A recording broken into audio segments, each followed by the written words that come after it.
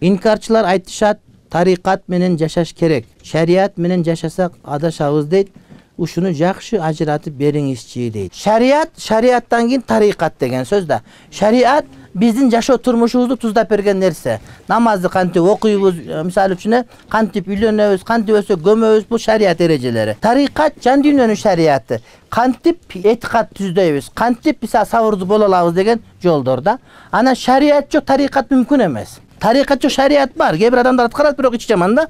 Бирок шариат жок, тарикат болушу мүмкүн эмес да. Ошого бири-биринен бөлүп кармаганга болбойт. Капыр мамлекеттен процентке акча алса, процентин Кыргызстандан жөнөтүп турса болобу дейт. Негизи аралашпаган жакшы. Анан Дарул Харпта, Харп деген мусулман эмес өлкөдө, мусулман менен мусулман ортосунда риба жок деген этикат бизде бар. Анан Кыргызстанга алып келип ал айла кылып, анан бияктан жөнөтүп, сен биякта жашабасаң болбойт деген сөз.